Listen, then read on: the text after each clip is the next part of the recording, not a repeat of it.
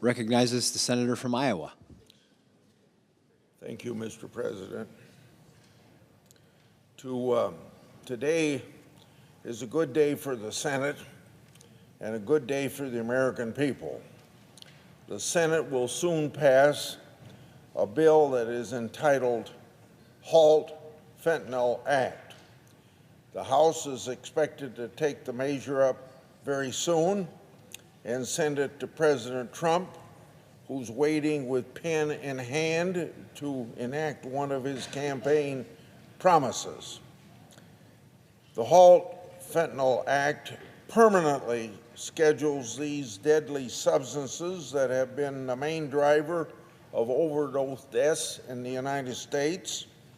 No longer does the Drug Enforcement Agency need to play this game of whack-a-mole every time a cartel develops a new fentanyl knockoff. In other words, today a fentanyl knockoff might be illegal and then change the chemical makeup of it and it becomes legal. It's a nightmare for law enforcement. So no longer will Congress be kicking the can down the road with temporary extensions, and we've had many, many extensions over the last several years to keep fentanyl scheduled and its analog scheduled in one.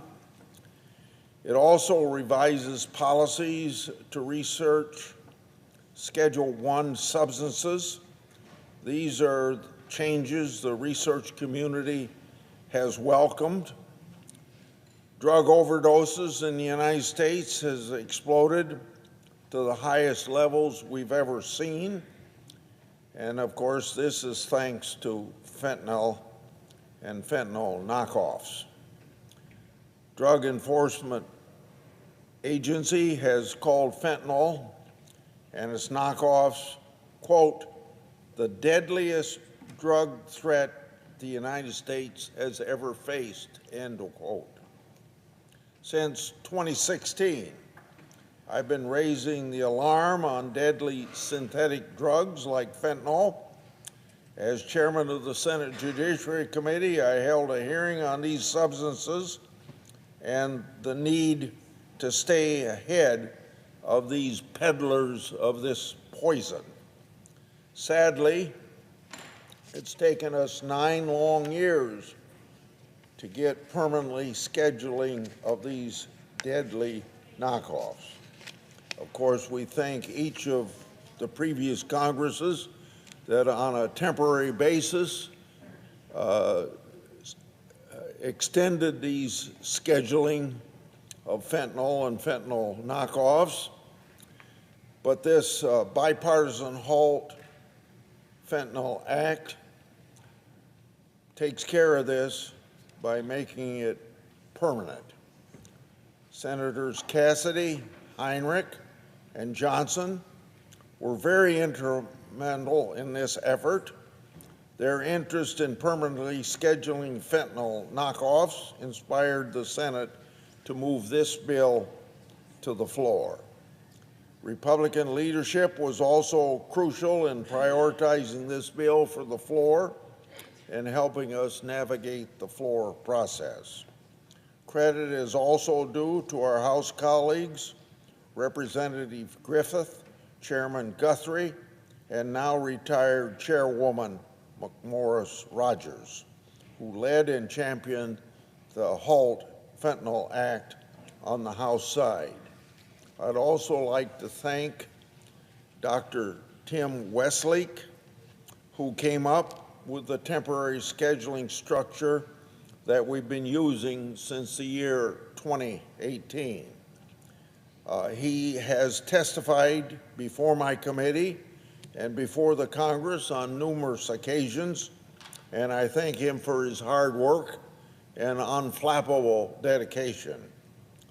So, in the end, this campaign earned the support of nearly every major law enforcement organization.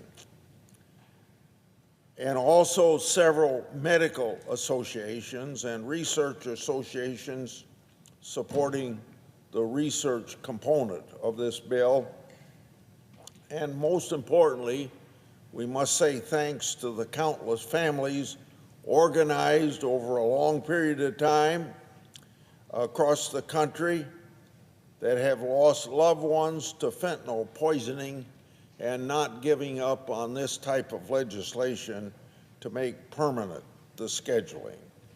So I want to thank my Senate staff who helped make this possible, especially Colleen Bloss and Michael Perkins, who spearheaded this effort for me and all the committee members.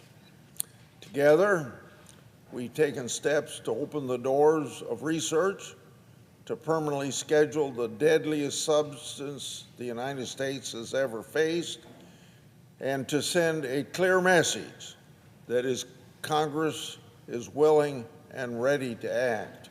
Together, we've taken an important step to live up to our commitment to our constituents and to the loved ones lost, to put them first and to serve them. I yield. I suggest the absence of a quorum. The clerk will call the roll. Ms. Alsor Brooks.